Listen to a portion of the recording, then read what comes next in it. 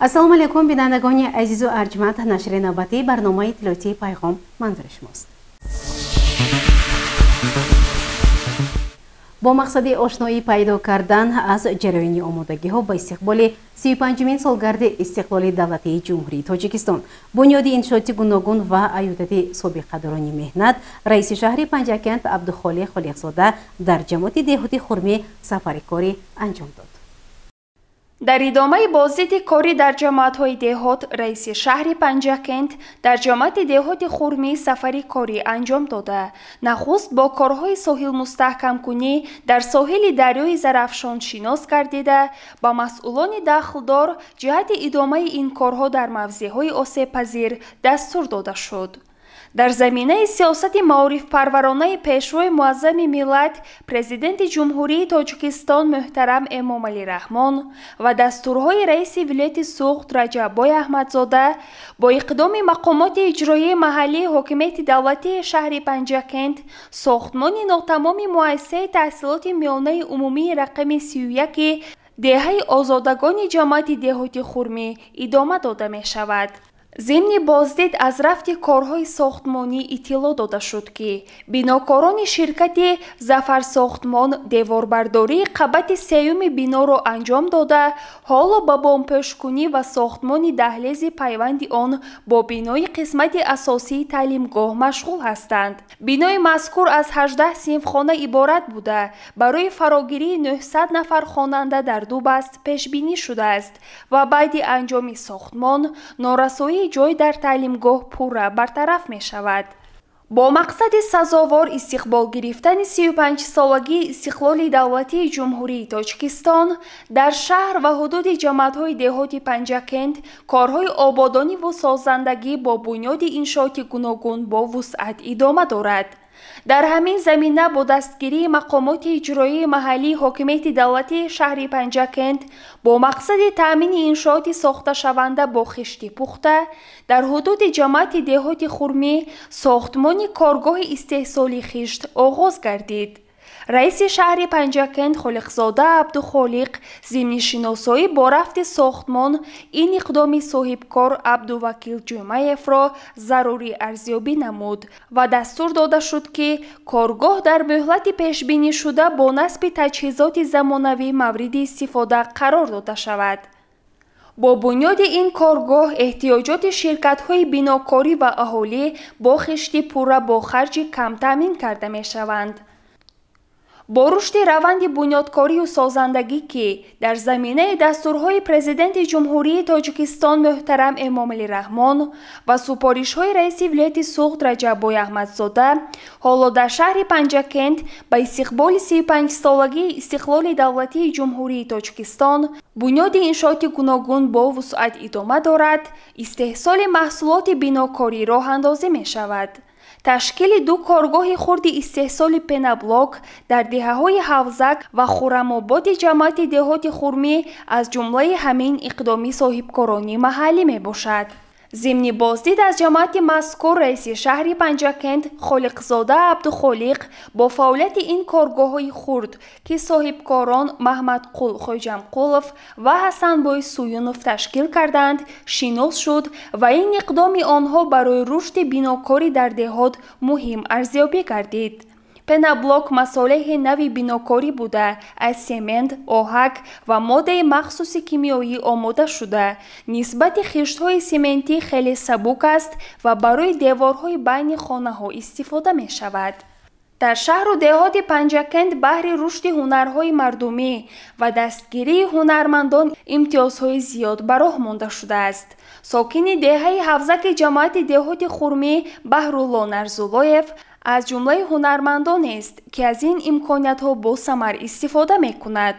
ӯ бо ҳамсар ва фарзандонаш дар ҳавлияш коргоҳи хурди куловгарӣ сохта, онҷо бо усули қолабрезӣ аз гил намудҳои гуногуни армуғон ва зарфҳои сафолӣ месозад. соли гузашта ҳунарманд бо оилааш дар озмуни гранти президентӣ ғолиб омада соҳиби 30,000 сомонӣ шуданд ва бо ин маблағ хумдони замонавӣ ва дигар таҷҳизоти куловгарӣ гирифтаанд. баъд аз соли 1992 баъди хатми омӯзишгоҳи رسامی شهر دوشنبه ما یک چند سال علاقه فعالیت داشتیم. بعد از این به این نوعی هنر توجه کم بود و اساس سال 2018 با اقدام پرزیدنت مملکت که سال هنرهای مردمی اعلان شد، اساساً فعالیت ما و شد ما در این هنر نه فقط هنرهای کلاهگری بلکه تمام هنرهای ملی مردمی خلق ما رشد و ترقی کرد و ما نیز از سال 2018 این جانب با این کاری کلاهگری با این کاری اصلا قدیمترین مثال هنرهای مردمی بود ما جلب شدیم. در همین نوع هنرمندی شاگردان زیاد تربیت نمودیم که حاضر در بسیار شهرهای گوناگون مملکتمون فعالیت دارند. باید قید کرد که نمونه هنر این کلاهگران در نمایشگاه‌های شهری ولایتی و جمهوریوی به تحسین بینندگان سزاوار شده است و آن از جانب سیاحان خارجی نیز خوشپذیرفته می شود. ارجگذاری و به جا آوردن احترام سابقه‌داران برومند از اقدامات نجیب است که از سیاست انساندوستانه پرزیدنت جمهوری تاجیکستان محترم امامعلی رحمان برمی آید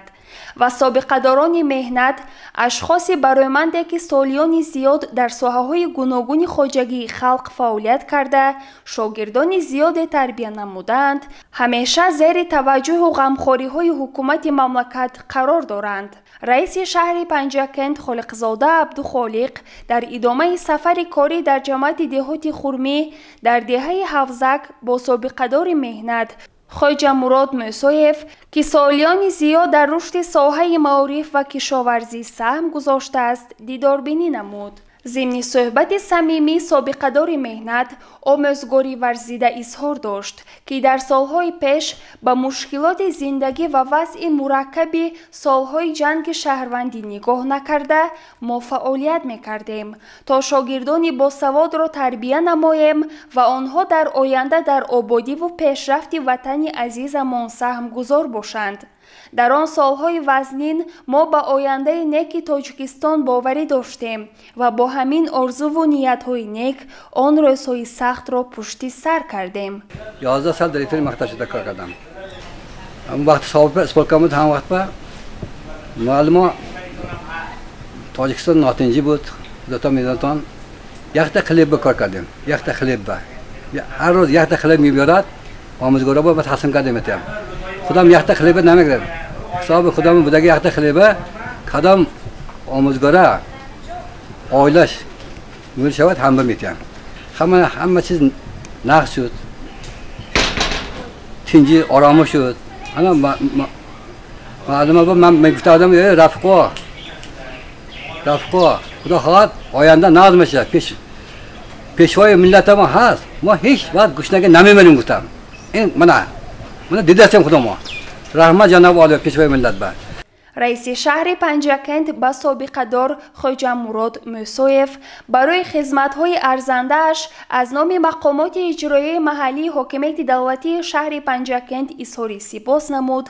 همچنین در جماعت دهات خرمی رئیس شهر ساکن این جماعت بانوی سابقه‌دار آی خمرشدی و را که حالا در احاطه فرزندان و نبیرگان دولتی پیری می‌راند 20 سال سروری بریگاد دهه هفزک را به عهده داشت و سالهای 80 عصر گذشته وکیل شورای عالی تاجیکستان نیز انتخاب شده با اردن نشان فخری مکافاتانیده شده است خبر گرفته با او و عائله‌اش صحبت صمیمی انجام داد. سابقه‌داران مهنت برای توجه پیوسته به حکومت جمهوری تاجیکستان ولایت سوخت و شهر پنجکند اظهار منتداری بیان نمودند. با سابقه‌داران مهنت تحفه‌های پولی و مالی مقامات اجرایی حکومت دولتی شهر تقدیم گردید. گزارش صبرینا اکرم و شهباز قربانوف. شعبه کربوزانون و اویله همچنین بخش دین تنظیم عنعنه و جشن و مراسم مقامات اجرایی محلی حکومت دولتی شهر پنجکند دایر به فعالیت 6 ماهه در سال 2024 در نشست مطبوعاتی با خبرنگاران معلومات مفصل داد. در تالار خرد مقامات اجرایی محلی حکومت دولتی شهر پنجکند با اشتراک مدیر شعبه کار با زنان و عائله شهر پنجکند با نمایندگان وسایط اخباری عامه عاید به جنبستی 6 ماه سال 2024 نشست مطبوعاتی برگزار گردید. سراول مدیر شعبه کار با زنان و عائله شهر پنجکند همزیر زمان و روزنامه‌نگاران را خوشامدید گفته پیرامون فعالیت شعبه کار با زنان و عائله شهر پنجکند در دوام 6 ماه سال 2024 معلوماتی مفصل داد و ضمن پاسخ به سوالهای نمایندگان وسایط اخباری عامه چنین گفت: شعبه کار با زنان و عائله مقامات اجرایی محلی حکومت دولتی شهر در یکجایی با شعبه‌های رشد اجتماعی و رابطه با جامعه، معارف، تندرستی، بخش جوانان و ورزش، کمیسیه عاید به حفظ حقوق کودک، بخش کار با دین مربوط به حیات و فعالیت زنان، دختران، عاید به پیشگیری جنایت صادرکنی زنان و نابالغان، شامل شدن به حزب‌های غیرقانونی، پدیده‌های نامطلوب، پیشگیری نکاح خویشتباری، پیشگیری مواد مخدر و انتقال آن، مهاجرت زنان، تربیت و تندرستی، میهن پرستی، آداب و اخلاق حمیده دختران و نورسان، زینه سیوم تحصیل، روی آوردن به کتاب و کتابخانه، صاحب هنر گردیدن دختران، اینچنین غنی گردانیدن فرهنگ و دانش بانوان، بهر عملی گردانیدن قانون جمهوری تاجیکستان درباره تنظیم عنعنه و جشن و مراسم ها در جمهوری تاجیکستان، درباره مسئولیت پدر و مادر در تعلیم و تربیت فرزند، درباره پیشگیری زیرآوری در عائله، درباره آزادی وجدان و اتحادیه‌های دینی در جماعت‌ها، محله‌های شهر، ملاقات‌ها و صحبت‌ها گذرانیده ایستادند. از روی نقشه چاره‌بینی آماده نموده شعبه کار با زنان و عائله در 14 جماعت‌های دهات و محله‌های شهر ملاقات و واخوری‌ها برگزار گردید. همچنین شعبه کار با زنان و عائله مقامات اجرایی محلی حکومت دولتی شهر در یکجایی با نماینده مقامات پروکراتوره شهر در اساس نقشه چاره‌بینی مقامات اجرایی محلی حکومت دولتی شهر عاید بر رعایت آداب و اخلاق زنان و دختران، دوست داشتن وطن، مادر، حفظ استقلالیت دولتی، پیشگیری پدیده‌های نامطلوب از قبیل اکستریمیسم و تروریسم، جنایت صادرکنی، خودکشی و سوء قصد به جان، پوشیدن لباس‌های بیگانه، رعایت و اجرا نمودن طلبات اجرای قانون جمهوری تاجیکستان درباره تنظیم عنعنه و جشن و مراسم در جمهوری تاجیکستان و درباره مسئولیت پدر و مادر در تعلیم و تربیت فرزند و دیگر مسائل‌ها با فعال زنان جماعت‌های دهات، محله‌های شهر، دانشکده آموزگاری تاجیکستان، کالج‌ها و مؤسسه‌های تعلیمی ملاقات‌ها برگزار نمود. عین زمان در مقامات اجرایی محلی حکومت دولتی شهر و مقامات خوداداره‌کنی محلی شهر پنجکند 200 نفر خدمتیان دولتی فعالیت می‌نمایند که از آنها 28 نفرشان زنان می‌باشند. در شهر و دهات پنجکند 80 نفر زنان و بانوان همچون کادرهای راهبری کننده در مؤسسه و کارخانه‌ها فعالیت کرده ایستادند. در مجموع 55 نفر زنان و بانوان به ذخیره‌های کادرهای راهبری کننده فرا گرفته شدند. و اینچنین قید نمود که همه روزه با مقصد ترغیب و تشویق و کارهای فهماندهی گروه کاری شعبه کار با زنان و عائله در یکجایی با شعبه و بخش‌های مقامات اجرایی محلی حکومت دولتی شهر در نزد بیمارخانه مرکزی شهر پنجکند، مرکز سلامتی، بازارهای مرکزی شهر، هما، گلستان، باغ طلایی، راهروهای خیابان رودکی، نزد مرکز خدمترسانی عبیدالله، مغازه‌ها با ساکنان شهر برای از بین بردن پوشیدن ستر و حجاب، منع فروش لباس‌های بیگانه، عاید به پیشگیری صادرشوی جنایت در بین جوانان با اهالی صحبت و کارهای فهماندهی گذرانیده شده است و قید نمود که نشان دهنده ها در 6 ماه سال 2024 75 نفر شهروندان مراجعت شفاهی عاید به مسئله بحث و جنجال عائلوی مراجعت نمودند که از آنها 48 نفرشان به مراسا آورده شده. از 23 عریضه و 67 تعیینات‌های خصوصی عاید به پرونده عائلوی به طریق سود آمده 34 عائله با راه فهماندهی و گذراندن ملاقات و واخوری‌ها برقرار کرده شد. همزمان بهره بلند برداشتن معرفت حقوقی زنان عاید به جداشوی برای اویله‌ها، پیشگیری پدیده‌های نامطلوب از قبیل جنایت صادرکنی، زوراوری در اویله، سوء قصد به جان، خودکشی، بر وقت به شوهر دادن نابالغان، نکاح خویش و تباری در بین زنان شهر و دهات منتظم و خوری‌های سودمند گذرانده ایستادند. در خاتمه مدیر شعبه کار با زنان و اویله مقامات اجرایی محلی حاکمیت دولتی شهر پنجکند همزیره زمان و به خبرنگاران برای سوالهای مهم و جالب ابراز سپاس نموده تمنای تقویت همکاری سودمند طرفین را نمود. نشست مطبوعاتی در فضای حسن نیت برگزار گردید. گزارش دلافریز حفیظ و خیام جرایف.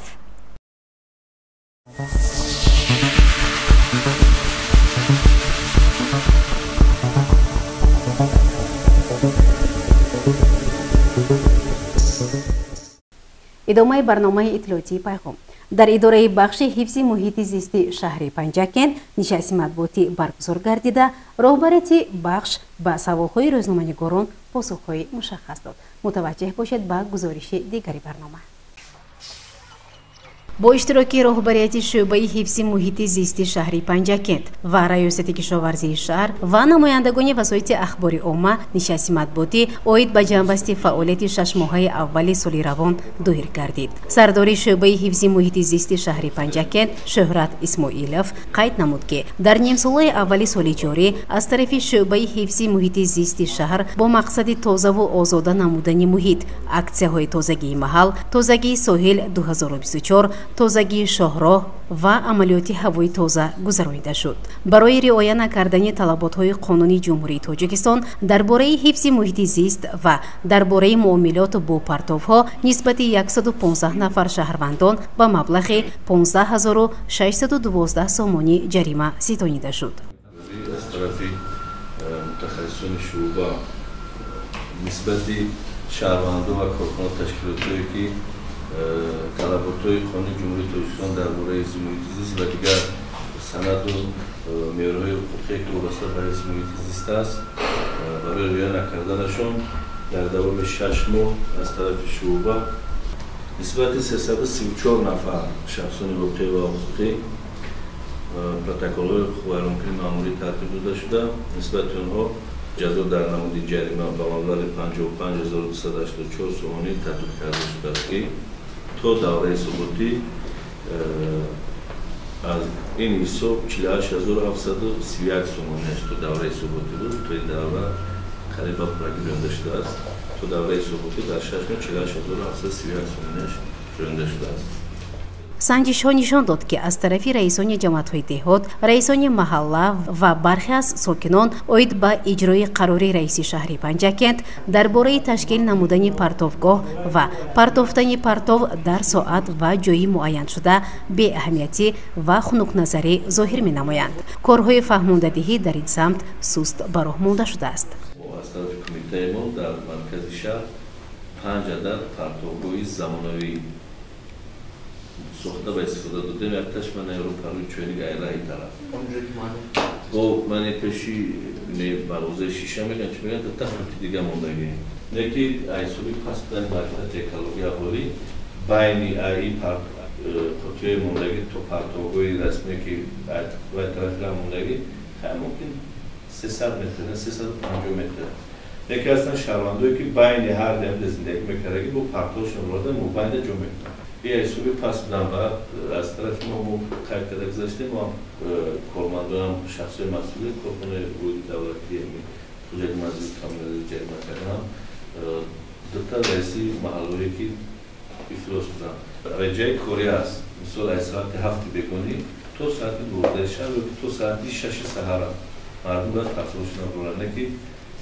معرفتشون پسته هوا گرم شهری مستانی هزار خروجی بگویم مثال این یک کار کردن در کار که تا هفت ساعت بعد 7 ساعت تو 5 بگیره که 7 بگونیده پرتوشون هم برنج گرم رای سلفه همزو خونش میسته یکم کار نمیشه چند رو وارده بره.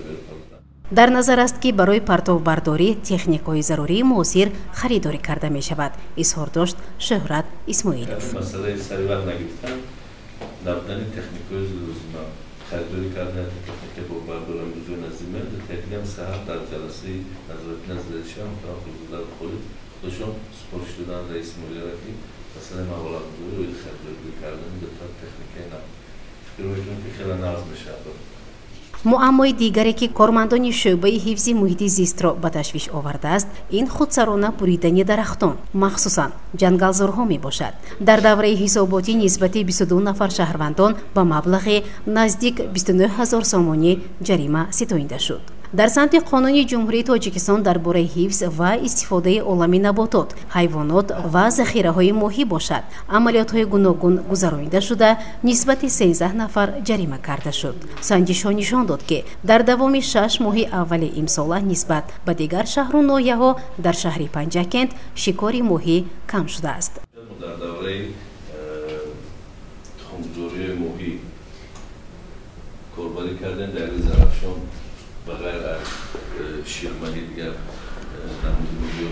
بیرمه نمیشد شیرمایی لطفه موی دارم مرمایی از طرفی در وقتی خونگذاری از طرف متخصصان کاربری کرده شدم و در این دوره 18 مرتبه به عملیات گذراندم که دوره خونگذاری موی از موی مرد تا 10 ایونه در این مرحله میگذرد. ما نسبت 13 نفر برای غیرقانونی شکار کردنی موهی با مبلغ 1870 تومان جریمه بستیم و نسبتی با 6 نفر دیگه‌اش برای یک منطقه موهی داشت مضرر حساب کردیم و مبلغ 864 تومانی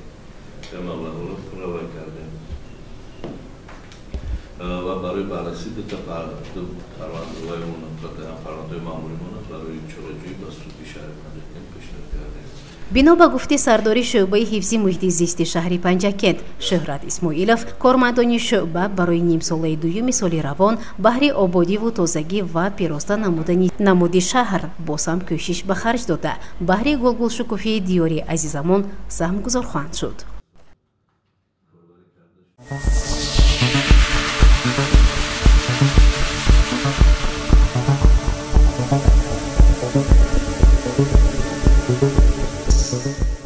тамошобинони азиз дар ҳаминҷо барномаи иттилоотии пайғом ба поён мерасад. барои ҳар яки шумо дар рӯзҳои истироҳати хушу бо фароғатро хоҳонем. хайр, саломату сарбаланд бошед.